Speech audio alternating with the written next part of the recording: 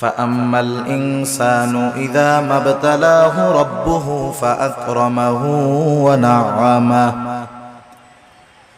আল্লাহ রাব্বুল আলামিন বলেন ফাআম্মাল ইনসানু ইযা মাবতালাহু রাব্বুহু মানুষকে যখন তার রব পরীক্ষা করার জন্য ফাআকরামাহু ওয়া না'আমা তাকে সম্মান দেয় আর সম্মান দেয় সম্পদের মালিক বানায়া দেয়।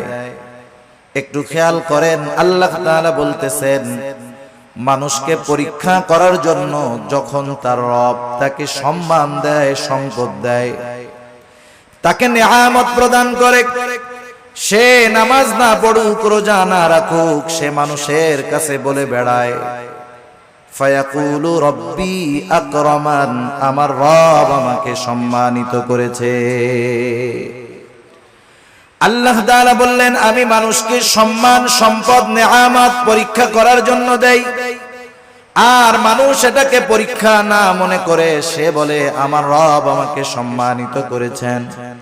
প্রথমত একটা জিনিস আমাদের ক্ষেত্রে ক্লিয়ার হওয়ার প্রয়োজন, আল্লাহ তাআলা শুধু অভাব, কষ্ট, দুরবস্থা দিয়ে মানুষের পরীক্ষা নেন বিষয়টা এমন নয়, বরং সম্পদ, সম্মান দিয়েও আল্লাহ তাআলা পরীক্ষা নেয়। যদি এমনটা হতো সম্মান, সম্পদ মানুষের আল্লাহ তাআলার ভালোবাসার মাপকাঠি, যে যাকে আল্লাহ রাব্বুল আলামিন বেশি ভালোবাসেন তাকে মনে হয় আল্লাহ তাআলা বেশি সম্পদ দেন, বিষয়টা যদি এমন হতো, বলেন তো দুনিয়ার মধ্যে আল্লাহ তাআলার সর্বাধিক প্রিয় বান্দাদের তালিকায় কারুনের নামটা হয়ে যাইত। কারুন তো পৃথিবীর অন্যতম বড় এক ধনী ছিল। বলেন তো আপনারা সহজেই জবাব দিতে পারবেন কারুনকে আল্লাহ তাআলা ভালোবাসে নাকি? একটু জোরে বলেন না, বাসে? কারুনকে আল্লাহ তাআলা ভালোবাসে না, বরং কারুন নামটা মানুষের কাছে এত ঘৃণিত, এত অপছন্দের। দুনিয়ার কোন মানুষের যদি সন্তান হয়, সে যত গরিব হোক, তাকে যদি বলা হয় তোমাকে মাসে 1000 করে বেতন দেওয়া হবে, টাকা দেওয়া হবে, ছেলের নামটা তুমি কারুন রাখো, আপনারা কেউ রাখবেন? আপনি বলবেন আরে দিন মজুর দিয়া খাইতা ঠিক, কারুন আমার পোলার নাম, মইরা গেলেও রাখবো না। এই কারুনকে কত সম্পদ আল্লাহ তাআলা দিয়েছেন, এই সম্পদ ছিল তার জন্য পরীক্ষা। সম্পদের মালিক কারুন যখন হযরত মূসা আলাইহিস সালাম কারুনকে বলল কারুন তুমি তোমার সম্পদের যাকাত দাও, কারুন যাকাত দিতে অস্বীকৃতি জ্ঞাপন করলো।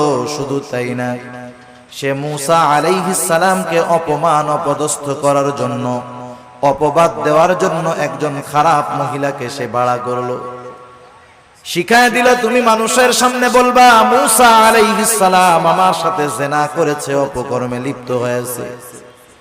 এইবার যখন কারুন এই ষড়যন্ত্র চক্রান্ত করলো, আল্লাহ তাআলা বরদাস্ত করলেন না। এই কারুন যখন সম্পদের মালিক হয়, তখন কারুনের বন্ধুরা আল্লাহ তাআলার কাছে বলতো আল্লাহ আপনি মনে হয় কারুনকেই শুধু ভালোবাসেন, আমাদেরকে ভালোবাসেন না। আমাদের সমাজেও এমন আছে, 5 বন্ধু একসাথে লেখাপড়া করেছে, একসাথে কর্মজীবন শুরু করেছে, একজন অনেক ধনী আর 4 জন গরিব। তারা আফসোস করে আর বলে দেখ আল্লাহ তাআলা ওকে ভালোবাসে, সব নেয়ামত আল্লাহ তাআলা ওকেই দিয়ে দিতে।